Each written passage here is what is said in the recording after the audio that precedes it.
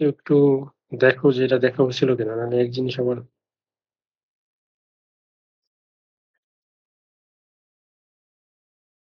আচ্ছা আমি শুরু করি দেখি। ওকে। তো প্রেশার সেন্সর হচ্ছে লোড সেন্সর এর আগে ক্লাসে দেখছো তোমরা। এরপর হচ্ছে প্রেশার সেন্সর। প্রেশার সেন্সর বিভিন্ন টাইপের হয়। যেমন বর্ডেন টিউব হয়। বর্ডেন টিউব দেখতে পাচ্ছ। বর্ডেন টিউব কিরকম থাকে যে বর্ডেন টিউব একটা বেন্ড টিউব থাকে যেমন এখানে দেখতে পাচ্ছ। এটা বেন্ট অবস্থায় থাকে। তো এটার ক্রস সেকশনটা হচ্ছে এরকম। মানে এটাকে যদি কাটি সেই বরাবর যদি কেটে ফেলি তাহলে দেখতে এরকম দেখা যাবে। ঠিক আছে? একটু ইলিপ্টিক্যাল শেপের। তো যখনই এখানে ভিতরে যেই গ্যাসটার বা যে লিকুইডটার প্রেশার আমি মাপতে চাচ্ছি, এই লিকুইডটা যখন এখানে প্রবেশ করে তখনই আস্তে, আস্তে হয় কি যে এই ক্রস সেকশনটা এই দিক মানে এই অবস্থা থেকে এই অবস্থায় সার্কুলার দিকে যাওয়ার চেষ্টা করে। তো এর ফলে সার্কুলার দিকে যখনই যাওয়ার চেষ্টা করে এটা এই যে বেন্ট অবস্থা থেকে আনবেন্ট হয়। এখানে আরেকটা প্রোফাইল দেখতে পাচ্ছ, হাই প্রেশার প্রোফাইল। অর্থাৎ এটা লো প্রেশার এর এই অবস্থায় থাকে। কিন্তু যখনই প্রেশার দিতে যাবে আস্তে, আস্তে এটা বেন্ট থেকে আনবেন্ট হতে থাকে। তো আনবেন্ড হলে এই এন্ডটা তো আসলে ডিসপ্লেসমেন্ট হবে। সেই এন্ডটা এখানে চলে গেল। তো এইটার কতটুকু ডিসপ্লেসমেন্ট হচ্ছে আমরা এটা এলিভেটেড পজিশন সেকশন। তুমি যদি কিছু নোন প্রেসারের জন্য সে প্রেসারের জন্য ডিসপ্লেসমেন্ট গুলো বের করো, সে 1 মেগাপাস্কেলের জন্য কতটুকু হচ্ছে, হয়তো 1 সেন্টিমিটার হচ্ছে, 2 মেগাপাস্কেলের জন্য হয়তো 1.5 সেন্টিমিটার হচ্ছে। এভাবে বের করে তুমি এখানে কিন্তু মানে প্রেসারের সাথে ডিসপ্লেসমেন্টের সম্পর্কটা বের করতে পারবে। তারপর একটা আননোন প্রেসারের জন্য তুমি জাস্ট ডিসপ্লেসমেন্টটা মেপে তুমি ডিসপ্লেসমেন্টটা 125 সেন্টিমিটার। এখান থেকে কিন্তু তুমি ব্যাক ক্যালকুলেশন করে প্রেসারটা কত ছিল এটা বের করতে পারবে। বুঝা গেছে? এইভাবে করে আসলে এই বোর্ড টিউব প্রেসার সেন্সর গুলো কাজ করে। ঠিক আছে? তো এইটা একটা আছে আনবেন্ড টাইপ আর একটা হচ্ছে আনটুইস্ট টাইপ। আনটুইস্ট টাইপটা কিরকম কাজ করে দেখো যে এইটা ওই একই রকম। এটা টুইস্ট করা থাকে, যতই প্রেসার দেওয়া হয় ততই এটা আস্তে আস্তে আনটুইস্ট হতে থাকে। তো এটা কত ডিগ্রি আনটুইস্ট হলো কত প্রেসারের সাথে সেটা যদি আমরা প্রথমে রিলেশনশিপটা বের করতে পারি কিছু নোন প্রেসারের জন্য, সে 1 মেগাপাস্কেলের জন্য হয়তো 1 ডিগ্রি আনটুইস্ট হলো, 2 মেগাপাস্কেলের জন্য হয়তো আরেকটু বেশি, সে 3 ডিগ্রি হলো। তো এইভাবে কিছু নোন ভ্যালুর জন্য আমরা এই থিটা গুলো বের করে, করে একটা রিলেশনশিপটা বের করি। তারপর একটা আননোন প্রেসারের জন্য ওই থিটাটা হয়তো আসলো তোমার 7 ডিগ্রি। তাহলে সেটার জন্য ব্যাক ক্যালকুলেশন করে কিন্তু আমরা বের করতে পারি যে আসলে প্রেসারটা কত দেওয়া হয়েছিল। বুঝা গেছে? বুঝতে পারছো? বর্ডেন টিউব টাইপ প্রেসার গেজ যেটা, এই যে তোমরা যে প্রেসার গেজ যেখানেই দেখবে যে পাম্পে প্রেসার গেজ আছে, প্রেসার গেজ সবই হচ্ছে বর্ডেন টিউব টাইপ। বুঝা গেছে? জি স্যার। ওকে। বিলো টাইপ প্রেসার সেন্সর হতে পারে। বিলো টাইপ কিরকম? এই যে এখানে দেখতে পাচ্ছ বিলো প্রেসার সেন্সর। বিলো তো তোমরা জানো যে হাপর, হাপর বলো না, কামারের হাপর থাকে সেরকম। তো এটাতে যতই প্রেসার দেওয়া হচ্ছে ততই আসলে কি হচ্ছে, এটা ডিসপ্লেসমেন্ট ঘটবে। তো ডিসপ্লেসমেন্ট ঘটলে সেই ডিসপ্লেসমেন্টটা মেপে আমরা এখান থেকে সেইটা ডিসপ্লেসমেন্ট হচ্ছে, ঠিক না? এক্স পরিমাণ। তো ওইটার জন্য একই রকম প্রেসার ভার্সেস ডিসপ্লেসমেন্টের কিছু প্রেসারের নোন ভ্যালুর জন্য ডিসপ্লেসমেন্ট গুলা মেপে, মেপে আমরা একটা রিলেশনশিপটা বের করি যে প্রেসারের জন্য কত ডিসপ্লেসমেন্ট হবে। সেটা হয়তো ৩ সেন্টিমিটার সরলো, এটা হয়তো ৬ সেন্টিমিটার সরলো। এইভাবে রিলেশনশিপটা বের করার পর একটা আননোন প্রেসারের জন্য ডিসপ্লেসমেন্টটা তো আমাদের জানা থাকে। সেইটা হলো হয়তো ১০ সেন্টিমিটার। তাহলে সেটা থেকে আমরা ব্যাক ক্যালকুলেশন করে প্রেশারটা বের করি। সিমিলার মানে সবগুলো আসলে একই রকম সেন্সর। ওকে, তাহলে এটা গেল আমাদের প্রেশার সেন্সর গুলো বিভিন্ন টাইপের। এরপর আমরা দেখবো হচ্ছে টেম্পারেচার সেন্সর। তো টেম্পারেচার সেন্সর এখানে আমরা ৪ ধরনের দেখবো। ঠিক আছে? তো প্রথমেই হচ্ছে বাইমেটালিক টেম্পারেচার সেন্সরস। নাম শুনেই বুঝতে পারতেছো বাইমেটাল মানে এখানে হচ্ছে ২ টা মেটাল থাকবে এবং এই ২ টা মেটালের নিচে ফিগার আছে এখানে। দেখো ২ টা মেটালের কিন্তু আ ২ টা মেটালের coefficient of thermal expansion same না। তার মানে এরা টেম্পারেচার বাড়লে একই পরিমাণ টেম্পারেচার বৃদ্ধিতে ২ টা ম্যাটেরিয়াল সেম পরিমাণ এক্সপ্যান্ড করে না। দেখা যাচ্ছে ভিতরে যেটা দেওয়া হচ্ছে সেটার কোএফিসিয়েন্ট অফ থার্মাল এক্সপ্যানশন বেশি। অর্থাৎ মেটাল A যেটা দেখতে পাচ্ছ এটার কোএফিসিয়েন্ট অফ থার্মাল এক্সপ্যানশন বেশি। আর বাইরের দিকে যেটা থাকতেছে মেটাল B সেটার কোএফিসিয়েন্ট অফ থার্মাল এক্সপ্যানশন কম। তার মানে alpha A greater than alpha B।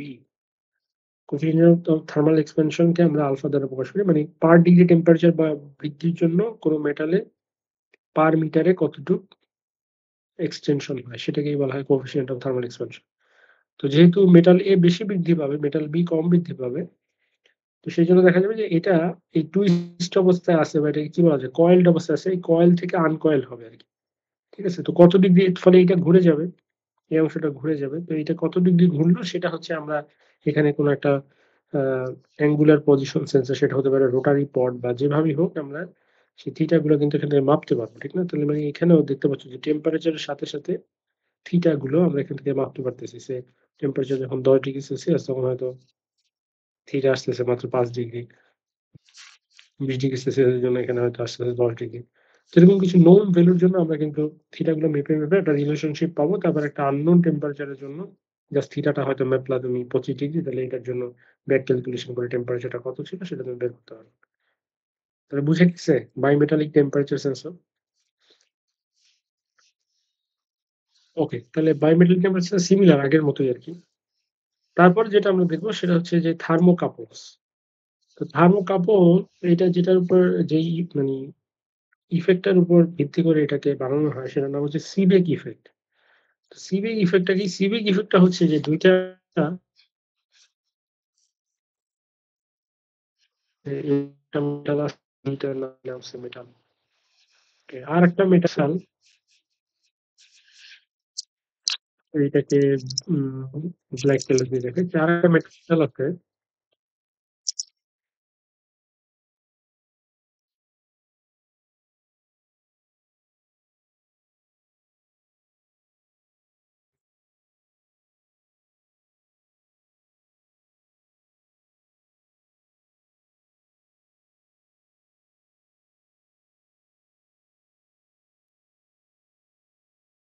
দুটো ভিন্ন মেটাল আছে। এটা হচ্ছে মেটাল মনে করো, আর এটা মনে করো অন্য একটা মেটাল। আ আ দেখো এই ২ ভিন্ন মেটাল দিয়ে তুমি একটা জাংশন বানাইছো। একটা জাংশন আর এটা আরেকটা জাংশন। ২ টা জাংশন আছে। ঠিক আছে? আর এখন যেটা যে তুমি যদি ২ টা ভিন্ন মেটালের তৈরি ২ টা জাংশনকে যদি ডিফারেন্ট টেম্পারেচার এ রাখো, এখানে তুমি হিট দিলা, এখানে মোমবাতি দিয়ে হিট দিলা। ওকে, আর এইটা তুমি রাখলা মনে করো যে বরফের মধ্যে। তো এইটা মনে করো আইসের মধ্যে রাখা। কথা শোনা যাচ্ছে, দেখা যাচ্ছে? কোন প্রবলেম? ওকে। তার মানে ২ টা ভিন্ন মেটালের তৈরি ২ টা জাংশনকে তুমি যদি ভিন্ন টেম্পারেচার এ রাখো তখন দেখা যায় কি যে এখানে একটা ভোল্টেজ উৎপন্ন হয়। মানে এই জিনিসটা এইভাবে বোঝানো যায়। সে মনে করো এখানে একটা ব্যাটারির মতো উৎপন্ন হয়। যখন ২ টা ভিন্ন টেম্পারেচার এ রাখো তখন দেখা যায় যে এইখানে একটা ব্যাটারি হয়, পজিটিভ, নেগেটিভ। এখানেও একটা ব্যাটারির মতো হয়, পজিটিভ, নেগেটিভ। কিন্তু দেখা যায় যে যেটা হট জাংশন যেটাকে তুমি হাই টেম্পারেচার রাখছো, সেইখানে ব্যাটারির ভোল্টেজটা বেশি হয়। মনে করো এটা হচ্ছে ৫ ভোল্ট। কোল্ড এইটার টেম্পারেচারটা একটু একটু কম হয়। সো এটা মনে করো ৩ ভোল্ট। ঠিক আছে? যখন ২ টা ভিন্ন আ যদি ব্যাটারি এখানে কানেক্ট থাকে তাহলে এইখানে তাহলে ভোল্ট কত হবে বলতো? নেট ভোল্টেজ আমি যদি এটা দেখাই, তাহলে বলো যে এই জায়গায় যদি কেউ ভোল্টেজ ডিফারেন্স মাপতে চায়, ভোল্টেজ কত হবে? যে আমি যদি সিম্পল করে দিই তোমাদের জন্য, যে ২ টা ব্যাটারি আছে এরকম।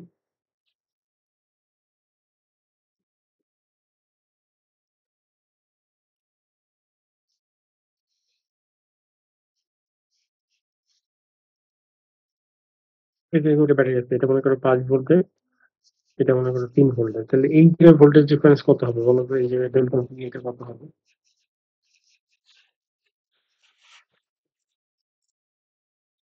কত হবে ডেল্টা ভি?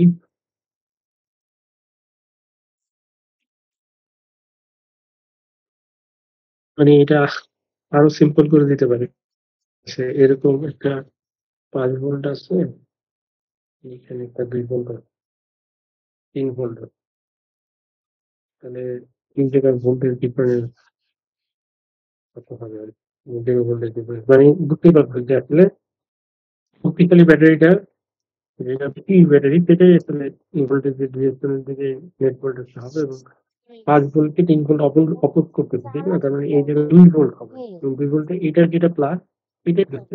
তো যেটা মাইনাস আসবে এবং এই টোটাল ভোল্টেজ ডিফারেন্স হবে হচ্ছে 2 ভোল্ট। বুঝলো? বুঝা গেছে? তার মানে এখানে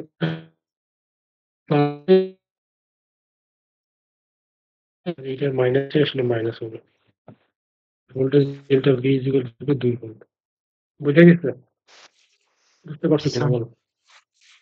জি ওকে, স্যার, তাহলে বুঝেছি। এখন দেখো ওকে, তাহলে এখন দেখো এই যে হট জাংশন যেটা আছে, এই থার্মোকাপলের যেটা করা হয় সেটা হচ্ছে যে এই যে হট জাংশনটা আছে এইটা, এই টেম্পারেচারটাই আমরা আসলে মানে যেই অংশের মানে যেই জায়গার টেম্পারেচার আমরা মাপতে চাই, আমরা থার্মোকাপল তো একটা টেম্পারেচার সেন্সর।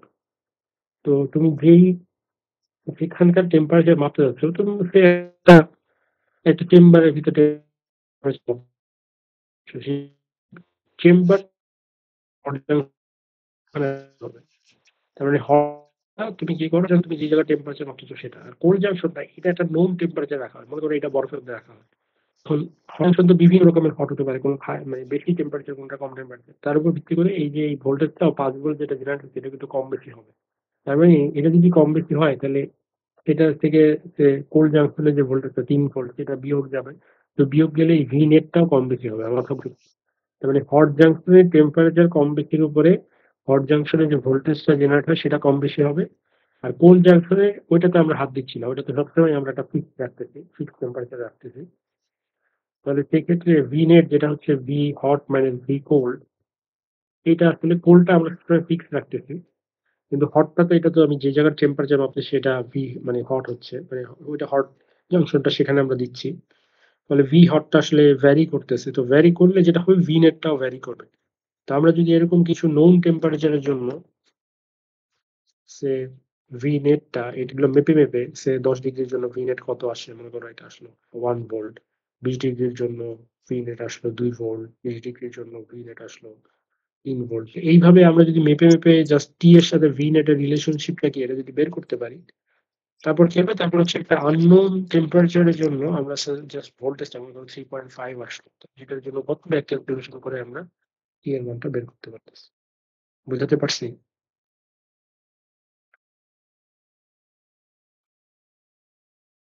বুঝতে পারছো কিনা বলো?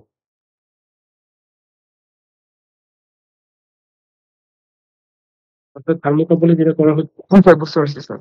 ওকে, তো এই কাজটাই করা হয়। এখানে দেখো ওই ফিগারটাই দেওয়া হচ্ছে এখানে।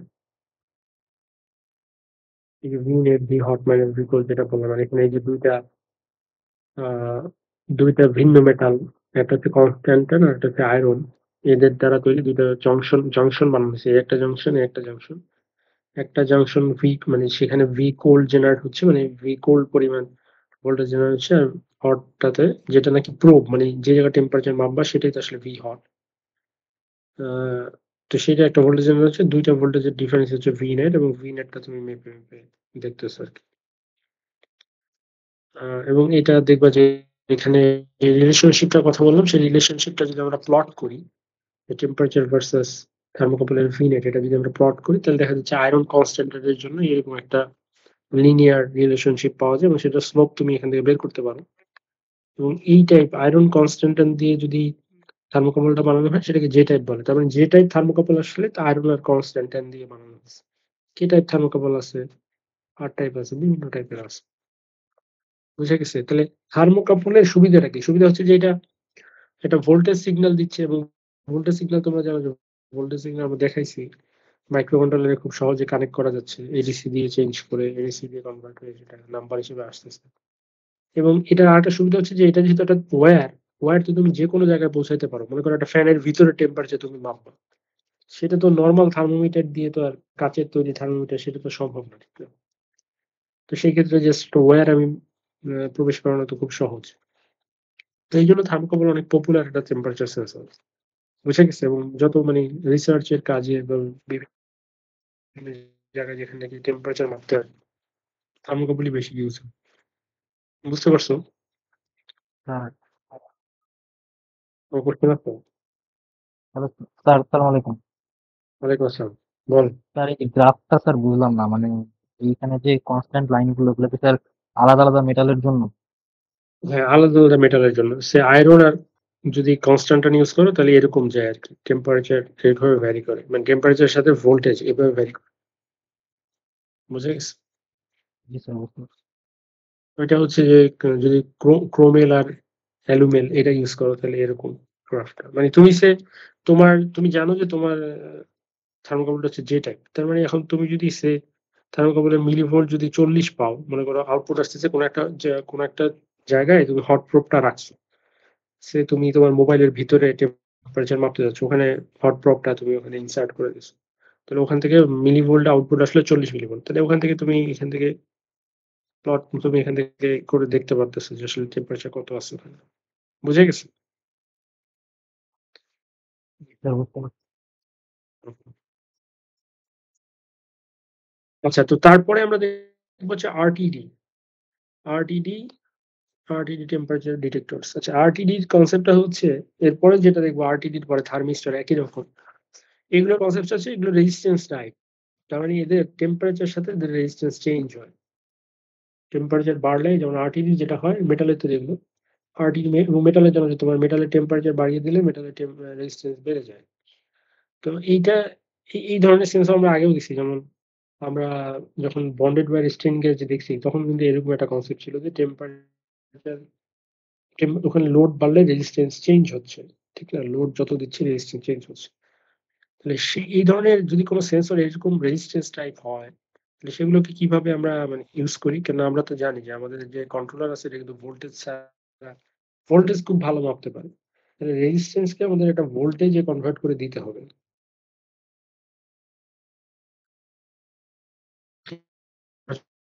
তাহলে টেম্পারেচার চেঞ্জ হলে আমরা জানি যে রেজিস্ট্যান্স চেঞ্জ হবে।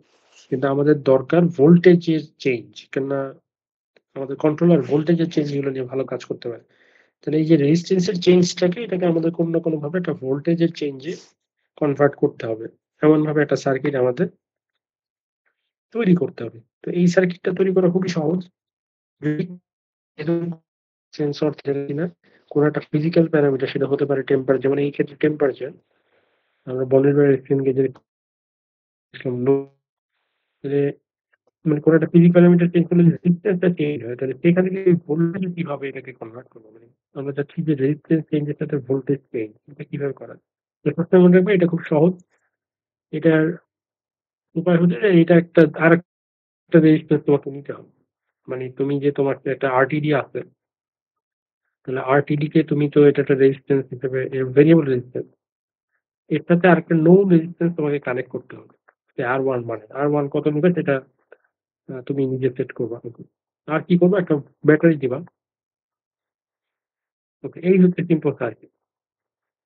তো VS। আচ্ছা, এখন তুমি ভোল্টেজটা কোনটা মাপবা? এখানে তো অনেকগুলো ভোল্টেজ মাপা যায়।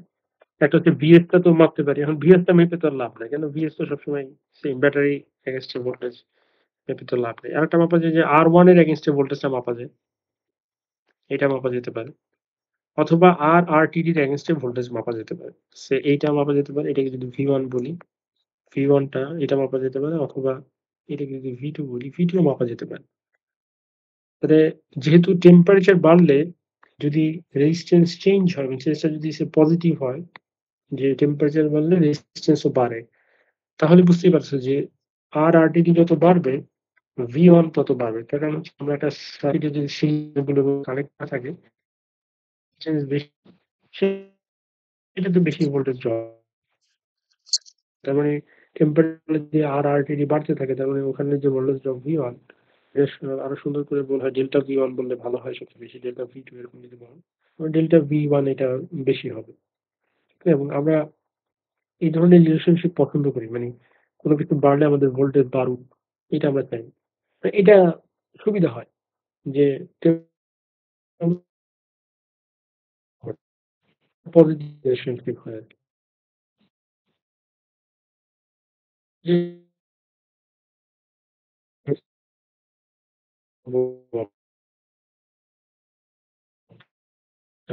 তাহলে আমরা হচ্ছি। তো সে ভোল্টেজের সূত্র কি? সূত্র হচ্ছে মানে সেখান থেকে কিভাবে আবার রেজিস্ট্যান্স বের করবো? আমরা তো ভোল্টেজ মাপলাম। ভোল্টেজ মাপলাম। সেখান থেকে রেজিস্ট্যান্স এ ফিরে আসবো কিভাবে? তাহলে আমাদের তো রেজিস্ট্যান্স দরকার। তো এইটার সূত্র হচ্ছে যে তোমরা যদি অনেকগুলো রোধ কানেক্ট করা থাকে, এই তো আমাদের সার্কিটটা। তাহলে এই সার্কিটের টোটাল ভোল্টেজ ড্রপ হচ্ছে VO। তাহলে একটা পার্টিকুলার রেজিস্ট্যান্স এর এগেইনস্ট এ কত ভোল্টেজ ড্রপ হচ্ছে সেটা ভোল্টেজ ডিভাইডার রুল দ্বারা বের করা যায়। তাহলে ডেল্টা V1 সমান হবে ওই যেই রোধের এগেইনস্ট এ ভোল্টেজ ড্রপ কত হচ্ছে সেই রোধটা উপরে দিতে হবে আর টোটাল সার্কিটের রোধটাকে তোমাকে নিচে দিতে হবে। আর ইনটু যে টোটাল ভোল্টেজ ড্রপ VS এটা দিতে হবে। বুঝেছো? তার মানে তুমি দেখো তুমি এখানে ডেল্টা V1 এটা তুমি ভোল্টমিটারের সাহায্যে বা কন্ট্রোলারের সরাসরি তুমি মাপতে পারতেছো। VS টা তোমার জানা আছে। R1 টা তুমি নিজে সেট করছো। তার মানে এই সবগুলো ভ্যালু তোমার এখন নো।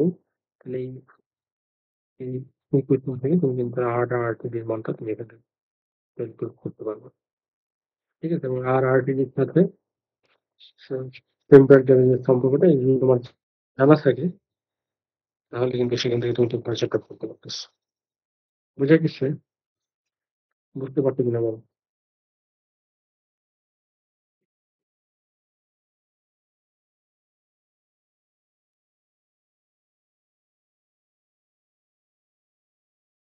বুঝতে পারছো?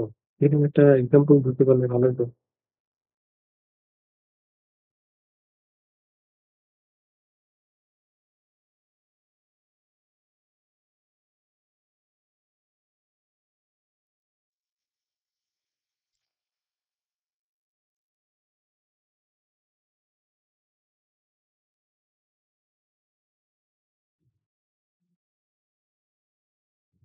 স্ক্রিনে দেখা যায়?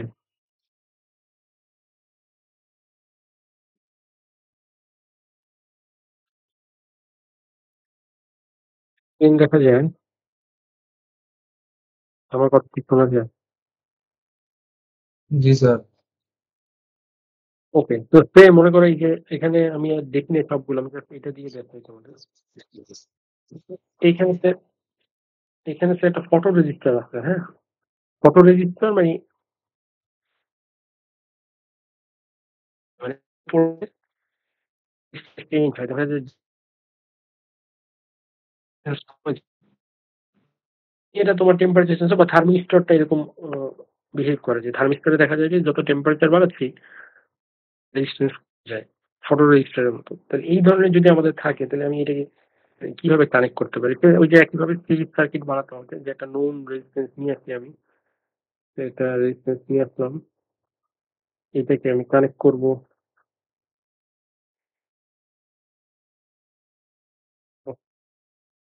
তো এটাকে কিভাবে কানেক্ট করব? সিরিজে কানেক্ট করব। ওকে। কানেক্ট করার মতো ব্যাটারি লাগবে আমাদের। সে কত ভোল্টের ব্যাটারি দিব? এখানে আমরা 5 ভোল্টের একটা ব্যাটারি দিই। 5 ভোল্ট বা আমরা চাইলে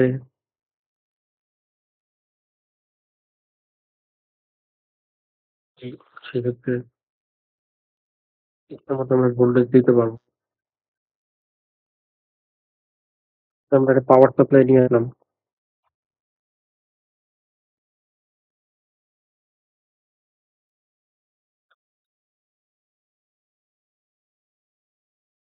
তো এক প্রান্তকে আমি এখানে কানেক্ট করলাম।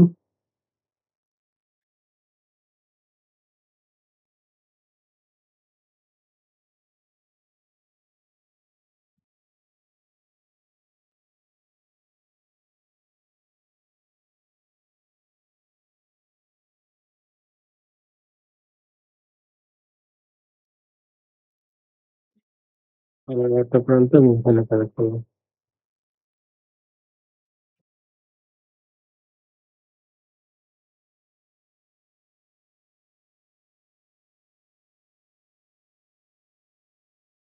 এইভাবে কানেক্ট করলাম, হ্যাঁ? এখন যেটা করা লাগবে সেটা হচ্ছে আমি এখন ভোল্টেজ মাপবো কোনটার এগেইনস্টে? একটা হচ্ছে যে আমি এই যে রোধটা সেটআপ করছি এটার এগেইনস্টেও মাপতে পারি। আমি একটু মেপে দেখি, তোমরা দেখো কি হয়।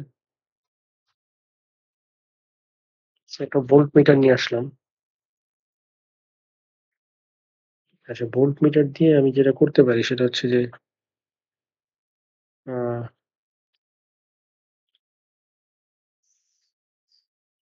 প্রথম আমি জাস্ট এইটার এগেইনস্টে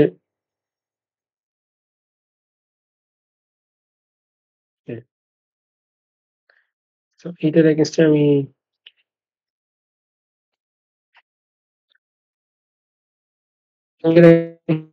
করছি যে বুঝতে পারতেছি যে এই যে ফটো রেজিস্টারের এগেইনস্টে কানেক্ট করতে, ঠিক আছে? আচ্ছা এখন আমি সে রেজিস্ট্যান্স মাপি যদি, সে রেজিস্ট্যান্স আমি সেট করে দিলাম। রেজিস্ট্যান্স খুব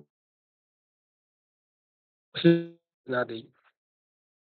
দেখো এখানে যত লাইট দিচ্ছি আমি, এই যে লাইট যতই দিচ্ছি তত আসলে রেজিস্ট্যান্স কি হয়ে যাচ্ছে, বুঝতে পারছো? কমে যাচ্ছে।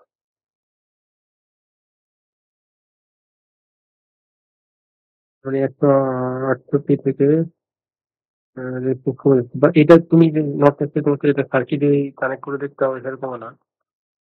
তুমি এটা নরমালি যদি জাস্ট মাপো,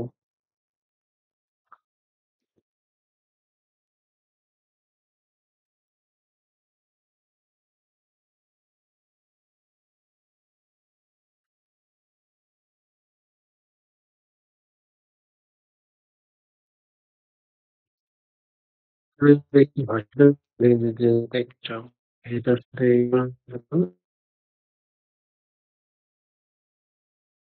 শুনলে কি হয় এখন। এটা সাথে কি রকম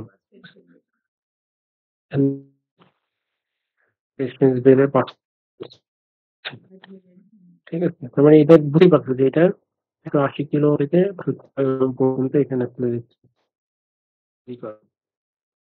এটা তো এই যে আমি যে করতেছি যাতে এই স্লাইডারটা মুভ করতেছি, এই স্লাইডারটা দিয়ে মানে এখানে সিমুলেশন করা হচ্ছে যেটা লাইট, এখানে যতই আমি অন্ধকার থেকে আলোর দিকে যাচ্ছি, তার মানে এই ফটো সেন্সরটার উপর যতই আলো পড়তেছে না এটা রেজিস্ট্যান্স কমে যাচ্ছে। তো তোমার ক্ষেত্রে এটা চিন্তা করতে পারো, টেম্পারেচার যতই বাড়তেছে তোমার থার্মিস্টরের আমরা তো আরটিডি দেখলাম, থার্মিস্টর সিমিলার, এটা উল্টা হয়। নেগেটিভ টেম্পারেচার কখন, তার মানে টেম্পারেচার বাড়লে এটা রেজিস্ট্যান্স কমে যায়। আচ্ছা তো এরকম যদি হয় তাহলে আমরা কি করতে পারি? এটা এগুলোকে আমরা ভোল্টেজে কেমনে কনভার্ট করব? তো এই একই সার্কিটেই কানেক্ট করতে হবে। এখন কথা হচ্ছে যে আমরা সার্কিটে তো কানেক্ট করলাম, এবার সিরিজে কানেক্ট করবো, একটা নন রেজিস্ট্যান্সের সাথে কানেক্ট করবো।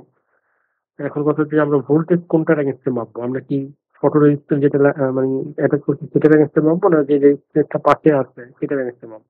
এটা আমরা একটু দেখি কি হয়। এগুলো ডিলিট করে দিই যেগুলো দরকার নেই। ওকে, তাহলে এখন দেখো আমি যদি ভোল্টেজ এটা কনভার্ট করি, এখানে ভোল্টেজ নিয়ে আসবো। ওকে, মাল্টিমিটার দিয়ে ভোল্টেজ মাপতেছি আর এখানে কত ভোল্ট দেওয়া আছে, এখানে 5 ভোল্ট দেওয়া আছে। স্টার্ট সিমুলেশন যদি দিই এটা কি হয়, -4.97 দেখাচ্ছে, তার কারণ হচ্ছে এটা উল্টা কানেক্ট করা হয়েছে। আর একটা হচ্ছে রেজিস্ট্যান্সটার মান কত দিচ্ছি আমি সেটা করে, যে আমি এটা 180 আছে, তো আমি এটা 20 কিলো ওহম সেট করলাম। ওকে, দেখো আমি আস্তে আস্তে যতই আলো বাড়াবো,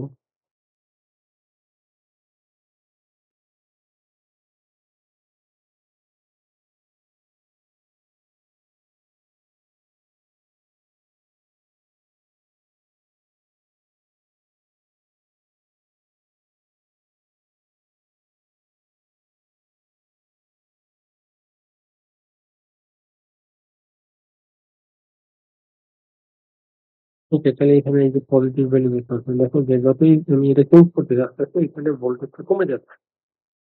মানে এটাকে টেম্পারেচার হিসেবে ধরো, ধরো যে আমি টেম্পারেচার যতই বাড়তেছে আস্তে আস্তে ভোল্টেজটা কমে যাচ্ছে।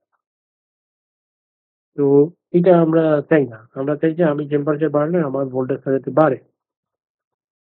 এক্ষেত্রে আমাকে এইটার এগেনস্টে আসলে কানেক্ট করলে হবে না, আমাকে যেটা করতে হবে, আমাকে আসলে ভোল্ট মিটারটা কানেক্ট করতে হবে ওই রোধের এগেনস্টে, তাহলে আমরা ওই রিলেশনশিপটা ওভাবে পাবো। টেম্পারেচার বাড়লে আমাদের যে ভোল্টেজ আউটপুটটা এটাও ঠিক থাকবে। তাহলে আমি এটা করি, এইটার এগেনস্টে করি তাহলে। ওকে তাহলে এবার দেখো, এবার যদি আমি যতই বাড়াচ্ছি আস্তে আস্তে কিছু ভোল্টেজটা বাড়তে শুরু হচ্ছে 5 মিলি ভোল্ট দিয়ে জাম করে খুব দ্রুত এটা চেঞ্জ হয়ে 4-এ এসে পড়ে।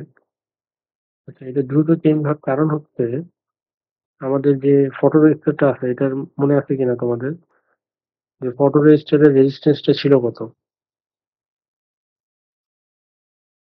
ফটো রেজিস্টারের রেজিস্ট্যান্সটা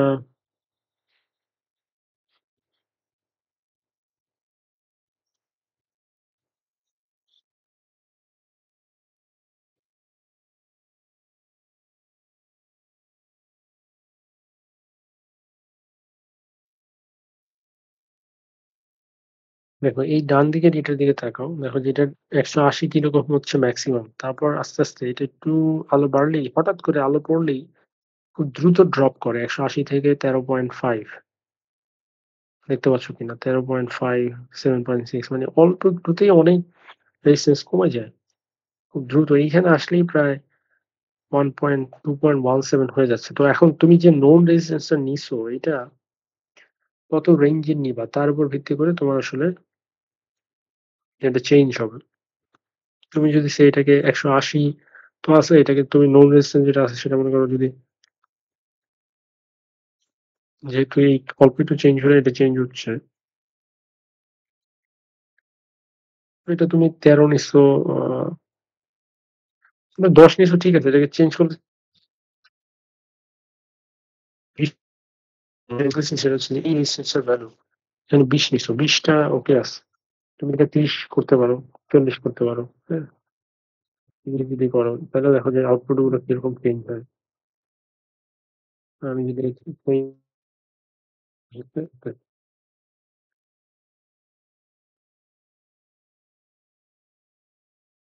আইডিয়াটা বুঝছো কিনা? মানে আমি যেটা চাচ্ছিলাম যে আমার টেম্পারেচার বাড়ার সাথে, সাথে আমার ভোল্টেজটাও যাতে বাড়ে। ঠিক আছে? তো এইটার যদি অনেক বেশি ভেরিয়েশন চাও তুমি যে এই পরে ১ম দিকের ভেরিয়েশন অনেক বেশি হয়। কারণ হচ্ছে এই যে ১ম দিকে রেজিস্ট্যান্স দ্রুত ড্রপ করে। এজন্য ১ম দিকে লাফ দিয়ে দেখো ৭১৫ থেকে লাফ দিয়ে 4.54 হয়ে যাচ্ছে। ঠিক আছে? তো এইটাকে যদি তুমি মানে কমাতে চাও তাহলে তোমাকে এইটার রেজিস্ট্যান্স এর ভ্যালুটা বাড়ায় দিতে হবে। অর্থাৎ এটা হচ্ছে ১০০ কম। তাহলে দেখো কি হয়। এইবার যদি 1.49 ভোল্ট মোটামুটি অনেক দূরে গেলে তারপর এটা বাড়তেছে। এটা যদি ১৮০ মানই করো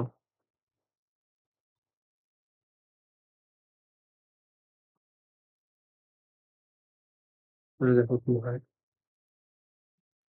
2.5 থেকে শুরু হচ্ছে আস্তে, আস্তে বাড়তে, বাড়তে মানে ওইটা যত বাড়াবা তত আসলে ওই ভেরিয়েশন গুলো পরে পাবা। ওকে মানে আইডিয়াটা বুঝতে পারছো। যদি এরকম কিছু থাকে যেটা নাকি একটা ফিজিক্যাল প্যারামিটার চেঞ্জ করলে রেজিস্ট্যান্স চেঞ্জ হয়, তাহলে সেটাকে আমাদের একটা সিরিজ সার্কিট বানাতে হবে, একটা নোন রেজিস্ট্যান্স দিতে হবে এবং এখন ফিজিক্যাল প্যারামিটারটা চেঞ্জ করলে কি রেজিস্ট্যান্স বাড়তেছে না কমতেছে তার উপর ভিত্তি করে আমরা ডিসাইড করবো যে আমাদের ভোল্ট মিটারটা আমরা কোনটার এগেইনস্টে দিব। আমরা কি নোন রেজিস্ট্যান্সটার এগেইনস্টে দিব না যেটা ফটো রেজিস্টর আছে সেটার এগেইনস্টে দিব। এবং এই ক্ষেত্রে যেটা হচ্ছিল যে টেম্পারেচার বাড়লে রেজিস্ট্যান্স কমে যাচ্ছে বা ফটো মানে যত আলো পড়ছে রেজিস্ট্যান্স কমে যাচ্ছে। এইজন্য আমরা নোন রেজিস্ট্যান্সটার এগেইনস্টে ভোল্টেজটা মাপতেছি।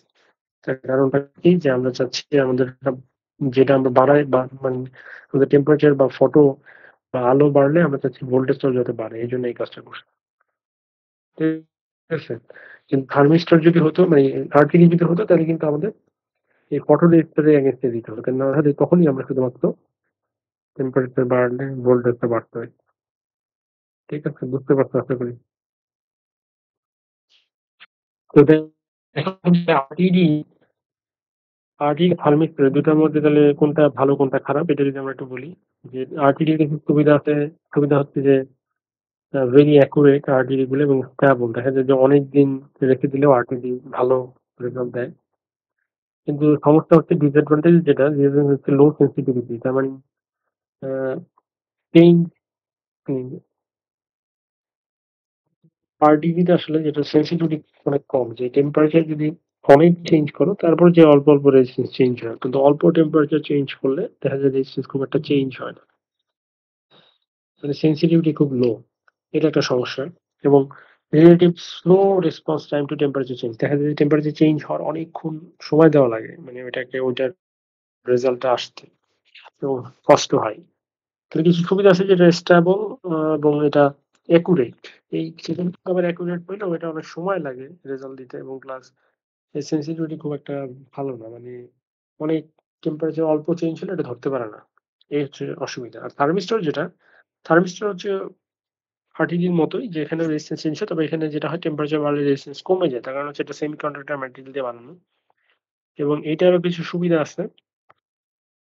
এইটার একটা বিষয় আছে যে এখানে থার্মিস্টরের আ নমিনাল রেজিস্ট্যান্স টা ইম্পোর্টেন্ট। নমিনাল রেজিস্ট্যান্স বলতে যেটা নাকি ম্যানুফ্যাকচারার গায়ে লেখা থাকে যেটা তার নমিনাল রেজিস্ট্যান্স। তো নমিনাল রেজিস্ট্যান্স যেমন এখানে একটা উদাহরণ দেওয়া আছে দেখো। Thermistor come in wide range of 0 ohms to 1 mega ohm. So the temperature range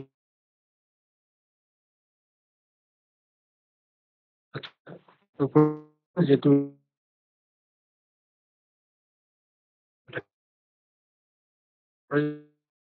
1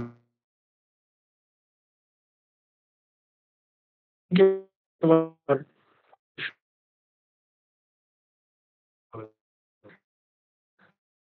temperature change মাপতে যাচ্ছ, আপনি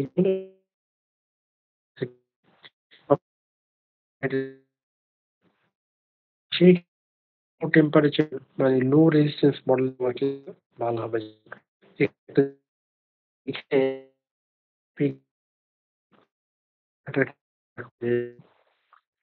এই যে থার্মিস্টরটা যে 150 থেকে 250 থেকে 250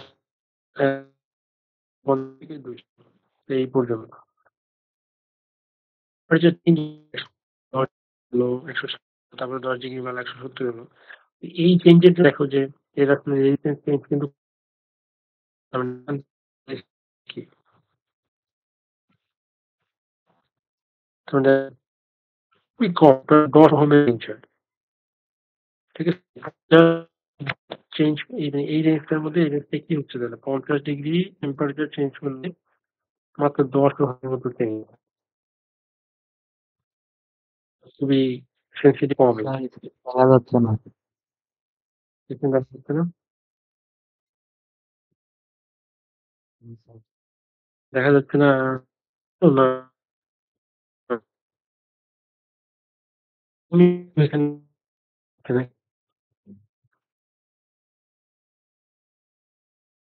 এখন কি দেখতে পাচ্ছ? মানে কি ল্যাগ করতেছে পরে জি স্যার এখন আসতেছে। আসতেছে, আমি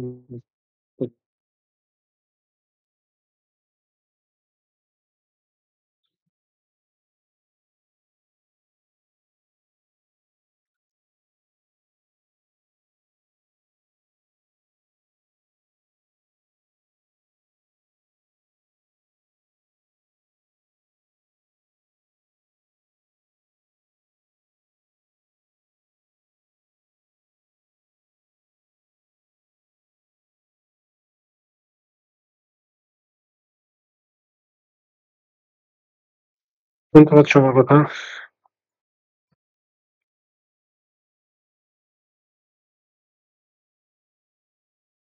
জি স্যার। জি স্যার। দেখতে পাচ্ছ?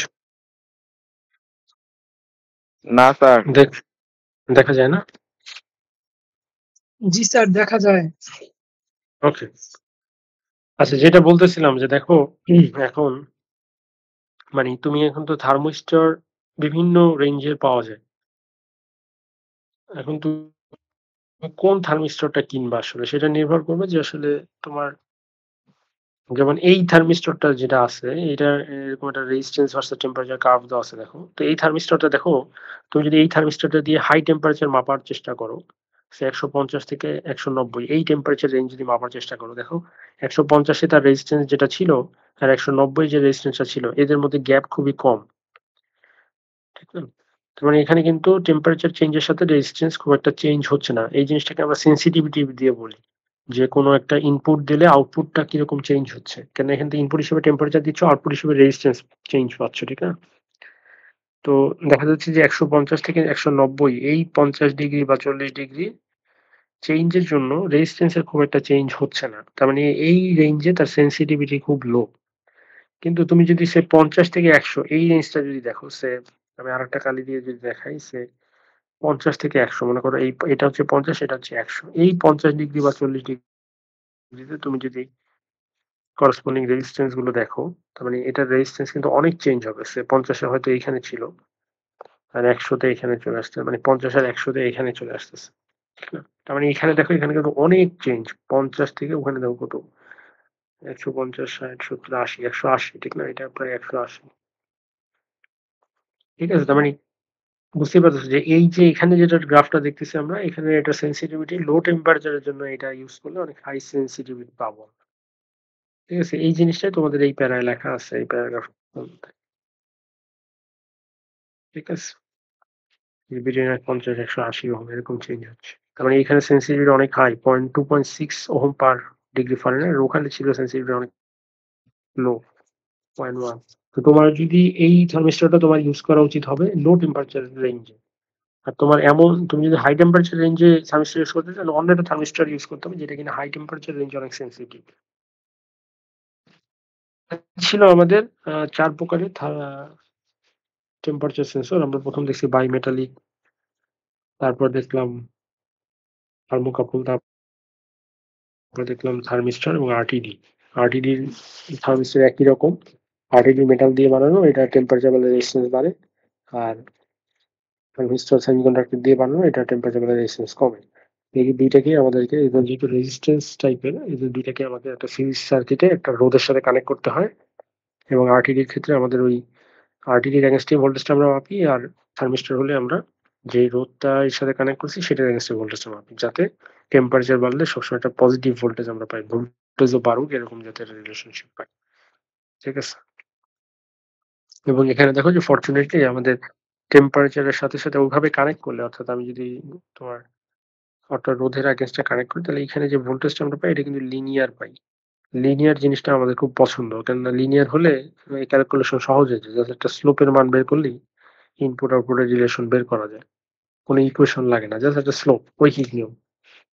ঠিক আছে? তো এই জন্য আমরা লিনিয়ার আউটপুট খুব পছন্দ করি। ওকে, আচ্ছা, এরপর আমরা যাব হচ্ছে বিভিন্ন টাইপের লিকুইড লেভেল সেন্সর। আচ্ছা, লিকুইড লেভেল সেন্সর গুলো আবার দুই টাইপের হয়, একটা হচ্ছে ডিসক্রিট লেভেল, আর একটা হচ্ছে কন্টিনিউয়াস লেভেল। ডিসক্রিট লেভেল কি? ডিসক্রিট লেভেল মানে হচ্ছে যে তুমি একটা ট্যাঙ্কের ভিতরে একটা লিকুইড একটা নির্দিষ্ট লেভেল পার করলো কি করলো না, যদি এরকম হয় যে কন্টিনিউয়াসলি তোমার জানার প্রয়োজন নাই যে এখন লেভেল কত আছে কত আছে, এরকম যে একটা নির্দিষ্ট লেভেল পর্যন্ত পৌঁছালো কি পৌঁছালো না, এরকম যদি তোমার অ্যাপ্লিকেশনটা হয়, তাহলে সেক্ষেত্রে তুমি ডিসক্রিট লেভেল ডিটেক্টরস গুলো ইউজ করতে পারো। তো ডিসক্রিট লেভেল ডিটেক্টরস গুলোর আমরা যদি ফিগার দেখি, এগুলো বিভিন্ন ধরনের হয়, যেমন ফ্লোট অ্যান্ড সুইচ টাইপের হয়, ফটো সেন্সর টাইপের হয়, বা রেজিস্ট্যান্স প্রোব টাইপের হয়। তো এগুলো কিভাবে কাজ করে একটু এক্সপ্লেন করি। সে যে ফ্লোট অ্যান্ড সুইচ, যেটা সেখানে দেখো একটা ফ্লোট বল থাকে। এই ফ্লোট বল বুঝতেই পারছো, এটা ফাঁপা থাকে, ফলে এটা পানির উপর ভাসে বা লিকুইডের উপর ভাসতে থাকে। তো যতই লিকুইডের লেভেল বাড়তে থাকে, ততই কি হয় যে এই এর সাথে লাগানো যে স্ট্যান্ডটা আছে, মানে এর সাথে একটা ক্যাম আছে দেখতে পাচ্ছ, এই ক্যামটা উপরের দিকে উঠতে থাকে। তো একটা পর্যায়ে এখানে একটা সুইচ থাকে, এটাকে লিমিট সুইচ বলতেছি আমরা, যে ওইখানে যদি মানে লিকুইডের লেভেল বাড়তে বাড়তে একটা পর্যায়ে কি হবে, ক্যামটা ওই সুইচটাকে পুশ করবে, ঠিক না? সুইচটাকে পুশ করলে কি হবে, অটোমেটিকলি সুইচটাকে পুশ করলেই তো আমরা বুঝবো যে ওই লেভেলে পৌঁছে গেছে, এখান থেকে একটা ইনপুট আউটপুট আমরা পাবো। অর্থাৎ এটা একটা ডিজিটাল টাইপের, ডিজিটাল একটা ইনপুট ডিভাইস। মানে আমরা দেখছি গত ক্লাসে আমি পুশ বাটন সুইচ যেরকম দেখছিলাম, যে হাই হয়ে যাচ্ছে যখনই ওখানে পুশ আসতেছে, তখনই ওই পিনটা হাই হয়ে যাচ্ছে। তো সেভাবে, অর্থাৎ বুঝতে পারছো যে এখানে কিন্তু একটা ফ্লোট দিয়ে এটা আমরা বুঝতেছি যে ওই লেভেল পর্যন্ত গেল কিনা। কেন ওই লেভেলে গেলে আমাদের ওখানে একটা ক্যাম আছে, ওটা লিমিট সুইচ আছে, ক্যামটা লিমিট সুইচকে পুশ করবে, আমরা বুঝে যাবো যে ওই লেভেলে পৌঁছে গেছে। বুঝে গেছে? এরপর হতে পারে photo sensor type. Photo sensor যেটা থাকে, একটা লাইট সোর্স থাকে দেখতে পাচ্ছ এখানে, আর একটা ফটো সেল থাকে। তো নরমালি যদি এই লেভেলে পানি ওই পর্যন্ত না পৌঁছায়, পানি যদি ওই লেভেলের নিচে থাকে, তাহলে যেটা হবে যে লাইট সোর্স থেকে সরাসরি ফটো সেলে সুন্দরভাবে লাইট চলে যাবে এবং আমরা বুঝতে পারবো যে পানি এখন ওই লেভেলে আসে নাই। কিন্তু যখনই পানি ওই লেভেলে আসবে, তখন হবে কি যে পানি, তোমরা জানো যে পানির মধ্যে দিয়ে আলোর প্রতিসরণ ঘটে বা রিফ্রাকশন ঘটে। তো যখনই পানি এই লেভেলে চলে আসবে, তখন আর আলোটা পৌঁছাবে না, তার কারণ হচ্ছে আলোটা রিফ্র্যাক্ট হয়ে এখানে হয়তো চলে যাবে। তখনই আমরা বুঝতে পারবো যে ফটো সেলে আর সিগন্যাল না আসলেই, আচ্ছা 1 থেকে 0 হয়ে গেলে আমরা বুঝতে পারবো যে এখানে আসলে পানি ওই লেভেল পর্যন্ত পৌঁছে গেছে। একইভাবে রেজিস্ট্যান্স প্রুভ হতে পারে। তো এটা দেখা যাবে যে এটা যতই পানি এটার কাছে আসে, ততই এটা রেজিস্ট্যান্স চেঞ্জ হতে থাকে। তো সে আমরা যদি যদি এরকম হয় যে হঠাৎ করেই রেজিস্ট্যান্স চেঞ্জ হয়ে গেল, তাহলে আমরা বুঝবো যে এখানে আসলে পানি, এর ভিতরে পানি চলে আসছে, ফলে আহ পানি ওই লেভেল পর্যন্ত পৌঁছে গেছে, যার কারণে রেজিস্ট্যান্স হঠাৎ করে চেঞ্জ হয়ে গেল। বুঝা গেছে? তো ডিসক্রিট লেভেল ডিটেক্টর মানে হচ্ছে ডিসকন্টিনিউয়াস না, ডিসক্রিট। জাস্ট একটা লেভেল পর্যন্ত পৌঁছালো কি পৌঁছালো না এটা জানার জন্য এই সেন্সরগুলো আমরা ইউজ করি। বুঝা গেছে? কোনো কোশ্চেন থাকে?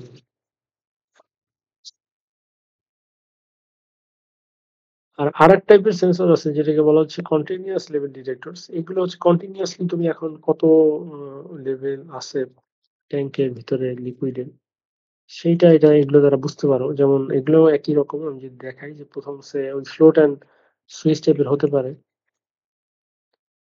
যেমন এখানে দেখতে পাচ্ছ ফ্লোট অ্যান্ড সুইচ টাইপ।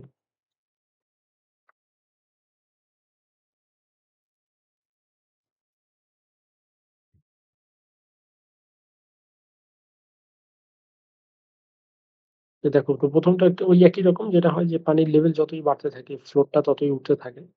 আর ফ্লোটটা যতই উঠতে থাকে ফ্লোটটা একটা পুলির উপর দিয়ে আর দুইটা পুলির উপর দিয়ে এটা নেওয়া হয়েছে। তো এর মধ্যে এই যে পটের যে পুলিটা আছে এটার মধ্যে এটা ফ্রিকশন আছে। ফলে যেটা দেখা যাবে যে ওয়েটটা নিচে যখন নামবে, ফ্লোটটা যখন উপরে উঠবে এবং ওয়েটটা যখন নিচে নামবে, এই পটের এই পুলিটার সাথে একটা পট কানেক্টেড আছে। পট মানে পটেনশিওমিটার। তোমরা জানো যে পটেনশিওমিটারে আমরা দেখাইছি বারবার যে এটা যদি নবটা ঘোরানো হয় ভোল্টেজ চেঞ্জ হয়, ঠিক না? তাহলে এই নব কতটুকু ঘোরালো সেটুকু আমরা বের করতে পারি পটেনশিওমিটারের সাহায্যে। পটেনশিওমিটারে তো থিটা জিনিসটা বের করা যায়, ঠিক না? তা একবার যদি আমরা থিটা বের করতে পারি এবং আমরা যদি এই পুলিটার ডায়ামিটার বা রেডিয়াস জানি, তাহলে এখান থেকে কিন্তু আমরা কতটুকু উপরে উঠছে এটা বের করতে পারি। এটা যদি এক্স পরিমাণ উপরে উঠে তাহলে এইটাও এক্স পরিমাণ নিচে নামবে।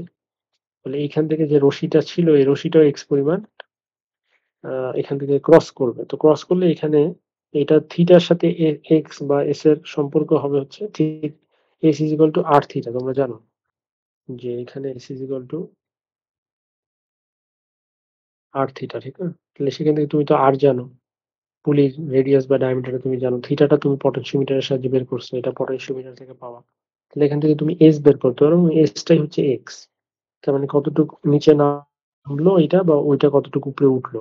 তো তোমার যদি একটা নির্দিষ্ট টাইমে এটার এইচটা কত আছে এটা যদি জানা থাকে, তাহলে একটু পরে কতটুকু সে উপরে উঠলো এক্স বা এসটা এটাও তুমি যদি সেন্সর থেকে পেতে থাকো, তাহলে এইচ এর সাথে এস যোগ করে ফাইনাল তোমার এই এসটা এখন কত কারেন্ট এটা তুমি কিন্তু এখান থেকে বের করতে পারো। বুঝা গেছে কিনা? বুঝতে পারছো? মানে খুব সিম্পল একটা আইডিয়া যে আমরা রশিটা যদি উপরে উঠে তাহলে রশিটা তো পটটাকে ঘুরাবে। তো পটটাকে যতটুকু ঘুরাবে তো মানে কতটুকু ঘুরলে S is equal to R theta আমরা বের করবো। একবার এসটা বের করে ফেললে তো বুঝতে পারবো যে কতটুকু উপরে উঠছে। তাহলে আগের লেভেলের সাথে এস যোগ করলেই তো নতুন লেভেল পাবো। বুঝা গেছে? শুনতে পাচ্ছ সবাই? শুনতে পাইছো?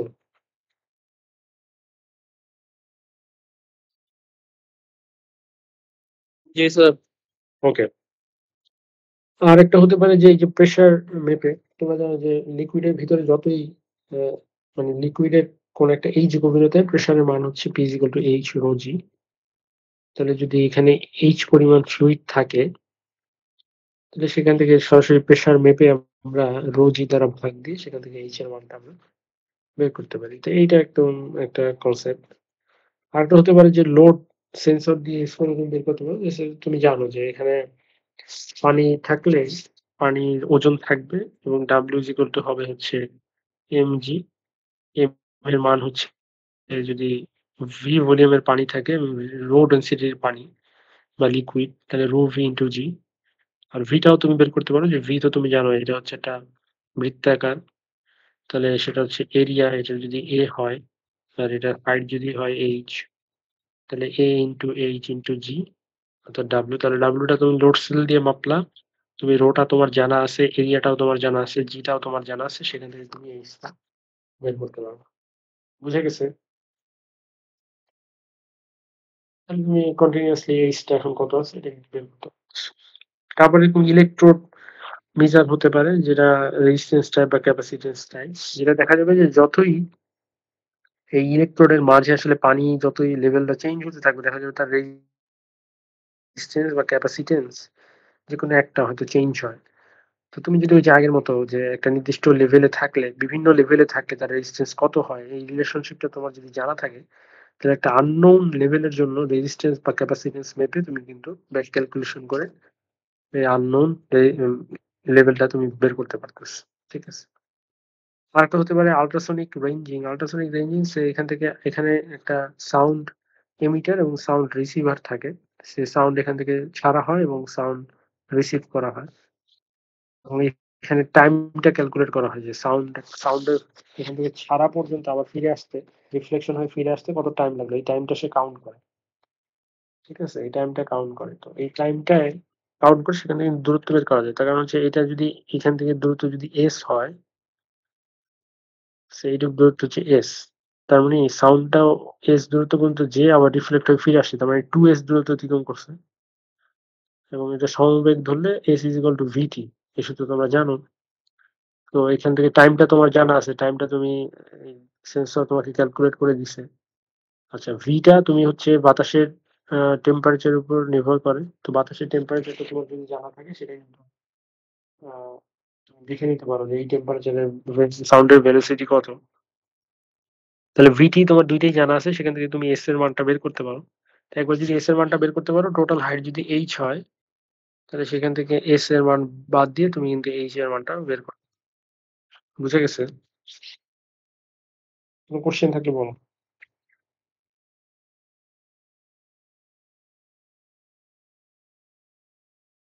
বুঝতে পারছো কিনা জানি না। স্যার এখানে সেন্সিংটা কি অ্যাকচুয়ালি স্যার সারফেস ওয়াটারের সারফেস লেয়ার থেকে যাবে নাকি একদম হচ্ছে পানির ডেপথ মানে নিচের লেয়ার থেকে আরকি?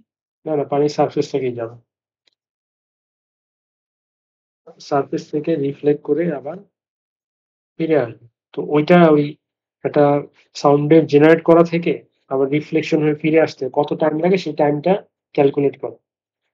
ঠিক আছে? এই টাইমটাই তোমাকে দেয়। সেন্সরটা আসলে টাইমটা দেয়। সেই টাইমটার সাথে তুমি ভি গুণ করে 2s বা s বের করো। সেখান থেকে তুমি h থেকে বিয়োগ দিয়ে তুমি পানির লেভেলটা বের করতে পারবে।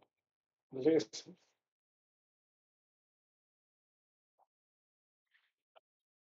জি স্যার। ওকে। আচ্ছা, এইখানে আহ এরপর আমরা দেখবো হচ্ছে ফ্লো সেন্সর গুলো দেখবো। তো ফ্লো সেন্সর দেখার আগে আমরা একটু একটা জিনিস, সেটা হচ্ছে যে আমাদের প্রক্সিমিটি সেন্সর, এটা একটু বলে আসি। প্রক্সিমিটি সেন্সর ইতিমধ্যে তো বলা হইলো যে এই যে তোমার যে ফ্লোটের ওখানে লিমিট সুইচ ছিল, এটা একটা proximity sensor. Proximity okay. Proximity sensor. তো প্রক্সিমিটি সেন্সর তোমরা জানো যে এটার অ্যাপ্লিকেশন গুলো তোমরা জানো যে এটা কোথায় থাকে। একটা হচ্ছে প্রক্সিমিটি সেন্সর মানে হচ্ছে কোনো কিছু প্রক্সিমিটিতে আসছে কিনা, প্রক্সিমিটি মানে কাছাকাছি আসছে কিনা। যেমন তোমাদের মোবাইলের দেখবা যে মোবাইলে যখন কল দাও কাউকে, তখন যদি ওই সেই অবস্থায় মোবাইলটা কানের কাছে নিয়ে যাও, অটোমেটিকলি স্ক্রিন অফ হয়ে যায়, ঠিক না? তার কারণটা কি? তার কারণ হচ্ছে ওখানে একটা প্রক্সিমিটি সেন্সর আছে। যখনই তোমার মোবাইলের স্ক্রিনের প্রক্সিমিটিতে তোমার কান চলে আসতেছে বা কোনো কিছু চলে আসতেছে, তখনই ওইটা সেন্স করে এবং মোবাইলটাকে স্ক্রিনটাকে অফ করে দেয়। প্রোগ্রামিং সেভাবেই করা। আবার তোমার ফ্রিজের ডোরেও কিন্তু প্রক্সিমিটি সেন্সর থাকে, যে ফ্রিজের ডোর ওপেন করলে দেখবে যে লাইট জ্বলে ওঠে, আবার ফ্রিজের ডোর ক্লোজ করে দিলে লাইট বন্ধ হয়ে যায়। এটা কিভাবে হয়? তার কারণ হচ্ছে সেখানে একটা প্রক্সিমিটি সেন্সর থাকে। তো প্রক্সিমিটি সেন্সর বিভিন্ন টাইপের আছে। যেমন লিমিট সুইচ আছে। লিমিট সুইচ গুলো যে ফ্রিজের যেটা দেখছো, যে এটা ফিজিক্যালি একটা সুইচ থাকে সেখানে। যে সুইচটা ফিজিক্যালি প্রেস করা হয়। যেমন ফ্রিজের ক্ষেত্রে যেটা হয়, ফ্রিজের ডোরটা যখন একদম তুমি ফ্রেমের গায়ে লাগতেছে তখনই একটা সুইচ থাকে, সেই সুইচটা প্রেসড হয়। সেই সুইচটা যখনই প্রেসড হয় তখনই লাইটটা নিভে যায়। আবার যখন ডোরটা তুমি খুলে নিয়ে আসতেছো, তখন ওই সুইচটা আবার আনপ্রেসড হয়। তো আনপ্রেসড হলে ওখানে প্রোগ্রামিং বা সার্কিট এমনভাবে করা যে আনপ্রেসড হলে লাইটটা আবার জ্বলে উঠবে। ঠিক আছে? তো এগুলো হচ্ছে লিমিট সুইচ। তোমাদের লিমিট সুইচ যে তোমরা মিল ভিজিটে যখন গেছো তখন দেখবে যে তোমাদের পেইন্টিং করার পরে উপরে ড্রাই করার জন্য হিটার মুভ করে লাইনের একটা লাইন বরাবর, একবার এদিক একবার বাম, মানে লাইনের এক প্রান্ত থেকে আরেক প্রান্ত যায়, আরেকবার অন্য প্রান্ত থেকে ওই প্রান্তে আবার ফিরে আসে। তো এটা যে ওই যে লাইনের শেষ প্রান্তে গেল, তখন তো আবার মোটরটা রিভার্স হয়, ঠিক না? ওই যে লাইনের শেষ প্রান্তে যে গেল সেটা সে বুঝে কিভাবে? তো ওখানে একটা লিমিট সুইচ থাকে, ওইটা যখনই ক্রস করে তখনই, মানে ওইটা যখনই টাচ করতেছে তখনই বুঝতে পারে যে এখন মোটর আবার রিভার্স ডিরেকশনে রোটেট করে আর কি। ওকে। আবার প্রক্সিমিটি সেন্সর যে শুধুমাত্র একদম ফিজিক্যালি লিমিট সুইচ থাকবে সেটা না। প্রক্সিমিটি সেন্সর অপটিক্যাল হতে পারে। যেমন আমাদের লিফটের দরজার মাঝে থাকে আরকি। তো দরজায় দেখা যায় যে এরকম একটা অপটিক্যাল প্রক্সিমিটি সেন্সর থাকে। অপটিক্যাল প্রক্সিমিটি সেন্সর মধ্যে একটা লাইট সোর্স এবং একটা ডিটেক্টর থাকে। তো যখন আ লাইট সোর্স থেকে ডিটেক্টরে পৌঁছাচ্ছে তার মানে হচ্ছে এই মাঝে মানে প্রক্সিমিটি কিছু নাই। কিন্তু যখনই লাইট সোর্স প্রক্সিমিটি কিছু চলে আসবে তখন কিন্তু লাইট সোর্স থেকে ফটো ডিটেক্টরে আলোটা পৌঁছাবে না। তখনই বুঝতে পারবো যে এটার প্রক্সিমিটিতে কিছু চলে আসছে। ঠিক আছে? তাহলে এই ধরনের সেন্সর কিন্তু আমাদের লিফটের ডোরে আছে। ঠিক না? লিফটের ডোরের মাঝে যদি কেউ চলে আসে দেখবে যে লিফটের ডোর আর ক্লোজ হয় না। তার কারণ হচ্ছে ওখানে প্রক্সিমিটি সেন্সর থাকে। ঠিক আছে? তো প্রক্সিমিটি সেন্সর এরকম আ অপটিক্যাল যেমন হতে পারে, আল্ট্রাসাউন্ড সনিক ও হতে পারে যে সাউন্ড ওয়েভ ওই যে একটু আগে যেটা দেখলাম। তো সেরকমই যে আমরা তো ওখান থেকে এস এর মানটা পাচ্ছি, ঠিক না? S = VT। তাহলে এস এর মান যদি অনেক কমে আসে তার মানে কি? যে ওটার প্রক্সিমিটি কিছু চলে আসছে। তো এইভাবে করেও অপটিক্যাল প্রক্সিমিটি সেন্সর আমরা ইউজ করতে পারি। তো আল্ট্রাসনিক প্রক্সিমিটি সেন্সর আমরা ইউজ করতে পারি। তো অপটিক্যালের সমস্যা হলো যে অপটিক্যাল কিন্তু যদি স্বচ্ছ হয় তাহলে কিন্তু আর এটা কাজ করবে না। যে কাঁচের বোতল তুমি কাউন্ট করতে চাচ্ছ যে এটা লাইনে কয়টা কাঁচের বোতল গেল এটা তুমি কাউন্ট করতে চাচ্ছ। তো এখন যদি এরা মানে ট্রান্সপারেন্ট হয় তাহলে তো অপটিক্যাল দিয়ে কাজ হবে না। সেখানে হয়তো আল্ট্রাসনিক সেন্সর ইউজ করতে হবে। বুঝা গেছে? বুঝতে পারছো কিনা বলো? আবার যদি মনে করো যে সাউন্ডের আবার সাউন্ড আল আল্ট্রাসনিক যেটা সেন্সর এটা আবার যদি কোনো একটা ম্যাটেরিয়াল অ্যাবজর্ব সাউন্ড তাহলে সেটা যদি এই মানে সে আল্ট্রাসনিক সেন্সরের এখানে হয়তো সাউন্ডটা পাঠাচ্ছে এইটা দিয়ে আর এখানে হচ্ছে সাউন্ডটা রিসিভ করতেছে ওকে। তো এখন যদি মাঝে, মাঝে এমন কিছু হয় যেটা নাকি সাউন্ড অ্যাবজর্ব করে নেয়, তাহলে যেটা হবে যে মানে ওইটা তো আর ফিরে আসবে না। মানে সে আমাদের আল্ট্রাসনিক রেঞ্জ সেন্সর তো দেখলাম ঠিক না? এরকম থাকে যে একই পাশে থাকে, ২ পাশে থাকে না ওগুলো। দেখা যাচ্ছে এই এমিটারটা এখানে থাকে আর রিসিভারটাও এখানে থাকে। রিসিভারটাও এখানে থাকে। এটা ফিরে আসে ওকে। তো এখন যদি এখানে এমন কোনো ম্যাটেরিয়াল থাকে যেটা কিনা সাউন্ড অ্যাবজর্ব করে তাহলে তো আর ফিরে আসবে না। তো ও মনে করবে যে এটা মাঝে কিছু ওইখানে কিছু আসেই নাই। কিন্তু আসলে তো কিছু একটা আসছিল। সেইখান থেকে তার রিফ্লেক্ট হয়ে আসে নাই। মানে রিফ্লেকশন আর হয় নাই। ওটা অ্যাবজর্ব করে নিছে। তো ওর কাছে মনে হবে যে এটা নাকি হারায় গেছে। আমার কথাটা বুঝতে পারছো? বুঝতে জি পারছো? স্যার। ওকে। তাহলে স্বচ্ছ হলে সেক্ষেত্রে আমরা আল্ট্রাসনিক আ সেন্সর ইউজ করতে পারি। আর যদি স্বচ্ছ না হয় তাহলে ফটো সেন্সর ইউজ করতে পারি। ঠিক আছে? এটা গেল প্রক্সিমিটি। এখন আরেক টাইপের সেন্সর আমাদের বাজার সেটা হচ্ছে ফ্লো সেন্সর। ফ্লো সেন্সর গুলো দেখা যায় যে অনেক টাইপের হয়। যেমন আমরা প্রেশার বেস যদি ফ্লো সেন্সর দেখি, যেমন দেখো এখানে প্রেশার বেস ফ্লো সেন্সর দেওয়া আছে। তো প্রেশার বেস ফ্লো সেন্সর গুলো যেটা হয় যে এখানে প্রেশার ড্রপ হয়। প্রেশার বেস ফ্লো সেন্সর গুলোতে প্রেশার ড্রপ হয়। ফ্লো সেন্সর মানে কি? ফ্লো সেন্সর দিয়ে আমি কত ফ্লো রেটে পানি কোন পাইপের ভিতর দিয়ে যাচ্ছে সেটা মাপি। ফ্লো রেটটা মাপি। ফ্লো রেট কি জিনিস? ভলিউম ফ্লো রেট মানে প্রতি একক সময় কি পরিমাণ ভলিউমের পানি কোন একটা পাইপের ভিতর দিয়ে যাচ্ছে সেটা। এবং তোমার যে বাসাবাড়িতে যে ট্যাপ আছে সেই ট্যাপ থেকে যদি ট্যাপের ফ্লো রেট মাপতে চাও বা ট্যাপ থেকে পানি কি ফ্লো রেটে বের হচ্ছে এটা মাপতে পারো তুমি কিভাবে? তুমি একটা নোন কোয়ান্টিটির একটা কন্টেইনার নিলা, সে ১০ লিটারের একটা বালতি নিলা। তুমি স্টপওয়াচ চালু করলা যে ১০ লিটারের পানিটা ভর্তি হতে ওই ট্যাপ থেকে ট্যাপ যদি ফুল ওপেন রাখো বা যেকোনো আ লেভেলেই রাখো ওপেনিংটা। তাহলে ওইখান থেকে ১০ লিটারের পানি ভরতে বালতিটা ভরতে কত টাইম লাগতেছে স্টপওয়াচ দিয়ে। তারপর তুমি ১০ লিটারকে যদি ওই টাইম দিয়ে ভাগ দিয়ে দাও তাহলে হচ্ছে টাইম দিয়ে স্যার আসসালামু আলাইকুম। স্যার আমাদের আগামীকাল সিটিএল ল্যাব ফাইনাল আছে। যদি একটু তাড়াতাড়ি ছুটি দিন তাইলে তো ভালো হইতো। কালকে আছে না? আচ্ছা ঠিক আছে তাহলে আমাদের এইটাই বাদ আছে। এটা ৫ মিনিট লাগবে। ঠিক আছে? আমি শেষ করে দিই। তাহলে আমাদের সেন্সরটা শেষ হয়। ঠিক আছে? ওকে এইটাই লাস্ট টপিক। ঠিক আছে? তো আমরা হয়তো ৫ মিনিটের মধ্যে শেষ করে ফেলব। ফ্লো তো রেট তো বুঝলাম। ফ্লো রেট মানে হচ্ছে যে প্রতি একক সময়ে কি পরিমাণ ভলিউমে লিকুইড বা গ্যাস এটা আসতেছে। মানে লিটার পার মিনিট এটা হচ্ছে একক। আচ্ছা তাহলে এটা কিভাবে মাপতে পারি আমরা? প্রেশারের ডিফারেন্স থেকে মাপতে পারি। প্রেশারের ডিফারেন্স থেকে মাপার অনেক ধরনের সেন্সর গুলো আছে। যেমন একটা হচ্ছে অরিফিস প্লেট। অরিফিস শব্দটার সাথে তোমরা পরিচিত। অরিফিস মানে হচ্ছে ছিদ্র। তো এখানে যেটা করে একটা প্লেট বৃত্তাকার একটা প্লেট পাইপের ভিতরে প্রবেশ করানো হয় এবং প্লেটটার ভিতরে মানে প্লেটটার মাঝামাঝি একটা ছিদ্র থাকে, অরিফিস থাকে। যেমন এখানে দেখতে পাচ্ছ এই যে ব্লু কালারে যেটা আছে এটা হচ্ছে অরিফিস প্লেটটা, এবং দেখতে পাচ্ছ এখানে একটা হোল আছে। আর এই যে গ্রে কালারের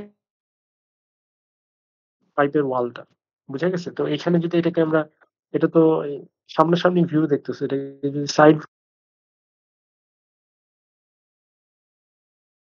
যে প্লেটটা আছে প্লেটের এখানে ছিদ্রটা আছে, এই হচ্ছে এই ছিদ্রটা। এই ছিদ্র দিয়ে বা অরিফিস দিয়ে আসলে লিকুইডটা ফ্লো করতেছে। কিন্তু এই যে এখানে অরিফিস প্লেটের জন্য এই জায়গায় লিকুইড গুলা বাধাপ্রাপ্ত হচ্ছে, ঠিক আছে? এই জন্য দেখা যায় কি যে এই প্লেটের আগে আপ স্ট্রিমে যে প্রেসার থাকে, ডাউন স্ট্রিমের প্রেসার অনেক কমে যায়। তার কারণ হচ্ছে এই যে এখানে প্লেটটা বাধা দিচ্ছে ফ্লোকে, ঠিক না? তো বাধা দেওয়ার জন্য, বাধাকে অতিক্রম করার জন্য, তো বাধা তো কি একটা ফোর্স, এই ফোর্সকে অতিক্রম করার জন্য নিশ্চয়ই তোমার কিছু ফোর্স খরচ হবে। এই ফোর্সটাই তো আসলে প্রেসার। ফলে প্রেসার কিছুটা লস হচ্ছে বা প্রেসারটা ওইটাকে অতিক্রম করার জন্য চলে যাচ্ছে। তো এখন এই কতটুকু প্রেসার ড্রপ হবে এটা আমরা মাপতে পারি, দুইটা প্রেসার সেন্সর দিয়ে P1 এবং P2 মাপতে পারি, দুটো ডিফারেন্স আমরা মাপতে পারি। তো এই প্রেসার ড্রপটার সাথে আবার কত ভেলোসিটিতে ফ্লো হচ্ছিল তার একটা সম্পর্ক আছে। তার কারণ হচ্ছে যত বেশি হাই ভেলোসিটিতে তুমি ফ্লো করানোর চেষ্টা করবে তত বেশি বাধা পাবে এবং তত বেশি প্রেসার ড্রপ হবে। তার মানে ডেল্টা পি, যেটা কিনা P2 মাইনাস P1, এটার সাথে রিলেশন আছে কার? ভেলোসিটি বা ফ্লো রেটের। তো আমরা যদি বিভিন্ন মান নিয়ে এই রিলেশনশিপটা বের করি, তারপর হচ্ছে জাস্ট একটা নোন একটা আননোন ভেলোসিটির জন্য আমরা প্রেসার ড্রপটা মেপে ব্যাক ক্যালকুলেশন করে ভেলোসিটিটা বের করি, এবং এখানে এই যে সূত্র আছে একটা, জাস্ট প্রেসার ড্রপটা দিলেই, প্রেসার ড্রপ কত হচ্ছে সেটা বসায় দিলে এখান থেকে ফ্লো রেটটা বের হয়ে আসে। ঠিক আছে? তো এইটা হচ্ছে তোমার অরিফিস প্লেট টাইপ। এছাড়া ভেঞ্চুরি টাইপ আছে, ভেঞ্চুরিটা একই কনসেপ্ট। তোমরা জানো যে যখন নাকি এরকম একটা কনভার্জিং ডাইভার্জিং, ঠিক না, এইটুক কনভার্জ হচ্ছে, মানে আস্তে আস্তে সরু হয়ে যাচ্ছে পাইপটা, আবার এখান থেকে আস্তে আস্তে আবার ডাইভার্জ হচ্ছে, মানে আবার প্রশস্ত হচ্ছে। ওকে, তাহলে এখানে যখনই কনভার্জ করতেছে তাহলে বুঝতেই পারতেছে কনভার্জ করার এখানে যেহেতু একই পরিমাণ ফ্লুইড যাচ্ছে, এখানে ভেলোসিটি বেড়ে যাবে। এটাকে যদি V1 বলি, V1 এইখানের যে ভেলোসিটি ফ্লুইডের V2 এর চেয়ে অনেক বেশি হবে। তার কারণ হচ্ছে ওখান থেকে বেশি, মানে একই ফ্লুইড কিন্তু জায়গা কম, ফলে ওখানে হাই ভেলোসিটিতে ফ্লুইড গুলো ওই জায়গাটা ক্রস করবে। ওকে, তাহলে এইটা যখনই হবে তার মানে ফ্লুইড গুলো এক্সিলারেটেড হচ্ছে, এক্সিলারেটেড হতে হলে নিশ্চয়ই ফোর্স দিতে হবে। এই জন্য ফোর্সটা কোথা থেকে দিচ্ছি? P2 P1 এর চেয়ে বেশি হয়ে বা P1 কমে যে একটা প্রেসার ডিফারেন্স ক্রিয়েট হচ্ছে, যে P2 গ্রেটার দেন P1। তাহলে এই জায়গায় প্রেসার বেশি, P2 তে প্রেসার বেশি, P1 এ প্রেসার কম, এই যে প্রেসার ডিফারেন্সের জন্য এই ফ্লুইড পার্টিকেল গুলো অ্যাক্সিলারেটেড হয়ে যাচ্ছে। ঠিক আছে? এবং এখান থেকে তুমি কিন্তু মাপতে পারো যে P2 মাইনাস P1 এটা ডিফারেন্স থেকে তুমি মাপতে পারো যে কত ভেলোসিটিতে আসলে এর মধ্যে দিয়ে ফ্লো হচ্ছিল। ঠিক আছে? এটার একদম সিমিলার একটা সূত্র আছে। জাস্ট প্রেসার ড্রপ দুইটা মেপে সেখান থেকে তুমি সূত্রে বসিয়ে দিয়ে জাস্ট তুমি ফ্লো রেটটা বের করতে পারো। ঠিক আছে? এছাড়া আরো পিটট স্ট্যাটিক টিউব টাইপের হয় ফ্লো সেন্সর। এটা কিভাবে কাজ করে দেখো, যে এখানে দুইটা টিউব থাকে। একটা হচ্ছে স্ট্যাটিক প্রেসার মাপে আর একটা হচ্ছে ইম্প্যাক্ট প্রেসার মাপে। মানে যেটা হয় যে এই জায়গাটা দুইটা, এখানেও এটাও বন্ধ মনে করো, এটাও বন্ধ। ওকে, মানে এখানে দুইটা সেন্সর আছে, এখানে একটা সেন্সর আছে, সেন্সর দিয়ে তার পানি, সেন্সর মানে ওখান থেকে তার পানি বের হতে পারবে না, হয়তো ওখানে প্রেসারটা মাপতেছে কিন্তু ওখান থেকে তার পানি বের হতে পারছে। ফলে দেখো এইখানের যে ফ্লুইড পার্টিকেলটা আসবে এটা কিন্তু ভেলোসিটি কত, এটা তার যেতে পারতেছে না সামনে, ঠিক না, এটার ভেলোসিটি 0। ওকে, তো এই ফ্লুইড পার্টিকেলটা সে এইখানে ছিল মনে করো 5 মিটার পার সেকেন্ড, আর এইখানের ফ্লুইড পার্টিকেলটাও সেইটা যখন এখানে ছিল এর ভেলোসিটিও ছিল 5 মিটার পার সেকেন্ড। আচ্ছা, এটা 1 নম্বর নাম দিলাম, এটাকে 2 নম্বর ফ্লুইড পার্টিকেল নাম দিলাম। দেখো 1 নম্বর ফ্লুইড পার্টিকেলটা কিন্তু যখন এই পজিশনে আসবে, ঠিক না, এই যে এই পজিশনটায় আসবে, তখন কিন্তু তার ভেলোসিটি 0 হয়ে যাবে। তো এই যে ভেলোসিটি 0 হয়ে গেল, এইটা তো 5 থেকে 0 হয়ে গেল, তার মানে এই যে তার কাইনেটিক এনার্জিটা এটা গেল কোথায়? এইটাই একটা, মানে এই যে তার গতিশক্তিটা আছে, এই গতিশক্তিটাই তো আসলে এখানে একটা ধাক্কা দিবে। এই গতিশক্তির জন্য এখানে একটা ধাক্কা হবে বা ইম্প্যাক্ট হবে একটা, সেই ইম্প্যাক্টের জন্য দেখা যাবে যে এইখানে প্রেসার বেশি পাবো আমি, অর্থাৎ এটাকে যদি P1 বলি, এই P1টা আমি বেশি পাবো। আর এই জায়গার যে ফ্লুইড পার্টিকেলটা আছে, যেটা নাকি 2 নম্বর ফ্লুইড পার্টিকেল চলে যাচ্ছে, সেটা তো চলেই যাচ্ছে, সেটা তো ভেলোসিটি কমতেছে না, এটার 5 মিটার পার সেকেন্ড দিয়ে আছে। ফলে এইখানে যে প্রেসারটা আমি পাবো এই টিউব দিয়ে, P2 যেটা পাবো সেটা আসলে তার স্ট্যাটিক প্রেসারটা। আসলে স্ট্যাটিক প্রেসার বলতে যে ফ্লুইড থেমে থাকলেও যে প্রেসারটা দিত, কেননা ফ্লুইড তো জানো যে প্রেসারে থাকে, এটা থেমে থাকলেও প্রেসার এর মধ্যে কিছু প্রেসার থাকে, তো সেই প্রেসারটা শুধু আমি পাবো। তাহলে P1 এর মধ্যে কি আছে? P1 এর মধ্যে ভেলোসিটির পার্টটা আছে, প্লাস হচ্ছে স্ট্যাটিক প্রেসারটা আছে। আর P2 এর মধ্যে শুধুমাত্র স্ট্যাটিক প্রেসারটা আছে। তার মানে এই দুইটা ডিফারেন্স থেকে আমি কিন্তু ভেলোসিটিটার জন্য যে প্রেসার, সেখান থেকে ভেলোসিটিটা বের করতে পারবো। তো এইটারও সূত্র আছে, এখানে জাস্ট প্রেসার ড্রপটা বসায় দিলে আমি এখান থেকে ফ্লো রেটটা পাই। তো এই ৩ টা যেটা দেখলাম, অরিফিস প্লেট বা ভেঞ্চুরি বা এই তোমার পিটোস্ট্যাটিক টাইপ, এই সবগুলোই হচ্ছে প্রেসার বেসড ফ্লো সেন্সর, মানে প্রেসার ডিফারেন্সটা মেপে সেখান থেকে ফ্লো রেটটা আমরা পাই। তো এছাড়াও আরো আছে, যেমন এখানে টারবাইন টাইপ ফ্লো সেন্সর আছে। টারবাইন টাইপ ফ্লো সেন্সর দেখতেই পাচ্ছ যে এখানে যত হাই স্পিডে ফ্লো হবে, এখানে একটা টারবাইন থাকে, এটা তত হাই স্পিডে ঘুরবে। তো যতই হাই স্পিডে ঘুরবে, এখানে হয়তো একটা প্রক্সিমিটি সেন্সর আছে। এই প্রক্সিমিটি সেন্সরটা, এখানে একটা ম্যাগনেট আছে যে কতবার, প্রতিবার যখন এটা ঘুরে একবার এখানে চলে আসে, এ কাউন্ট করে।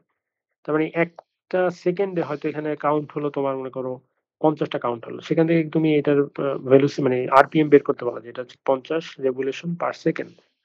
তো এটা 60 গুণ দিলে তোমার হচ্ছে 3000 রেভলিউশন পার মিনিট আরপিএম। ঠিক আছে, তার মানে এইটার এই যে টারবাইনটা আছে, এটার আরপিএম এর সাথে নিশ্চয়ই কত ফ্লো রেটে পানি ফ্লো করতেছিল সেটার একটা সম্পর্ক আছে, ঠিক না? যত পানি হাই রেটে ফ্লো করবে, এটা তত হাই রেটে ঘুরবে। ঠিক আছে, তার মানে এই যে এটা আরপিএমটা বের করে তুমি কিন্তু ব্যাক ক্যালকুলেশন করে এটা মানে ফ্লো রেটটা বের করতে পারছো। বুঝা গেছে? তাহলে এই হচ্ছে আমাদের সেন্সর গুলো। তো আমরা অনেক ধরনের সেন্সর দেখছি, যেমন প্রথমে আমরা পজিশন সেন্সর দেখছি, তারপরে আমরা লোড সেন্সর দেখছি। পজিশন সেন্সর আমরা ২ টাইপের দেখছি, যেমন পটেনশিওমিটার এবং এলভিডিটি। তারপর লোড সেন্সর দেখছি, তারপর আমরা প্রেসার সেন্সর দেখছি, বোরন টিউব টাইপ। তারপর আমরা টেম্পারেচার সেন্সর দেখছি ৪ প্রকারের। আমরা লিকুইড লেভেল সেন্সর দেখছি, ডিসক্রিট, কন্টিনিউয়াস। আমরা প্রক্সিমিটি সেন্সর দেখছি। আমরা লাস্টে দেখলাম হচ্ছে বিভিন্ন টাইপের ফ্লো সেন্সর। তো এছাড়াও আরো অনেক রকমের সেন্সর আছে।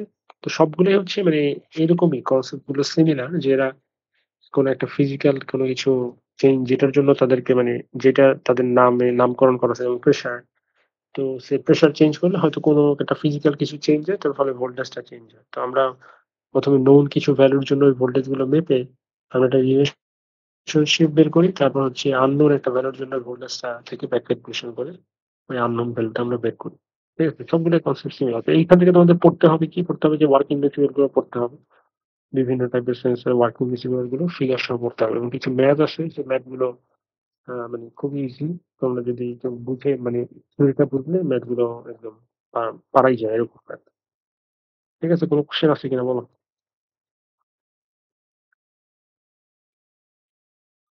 ওকে, যদি কোশ্চেন না থাকে তাহলে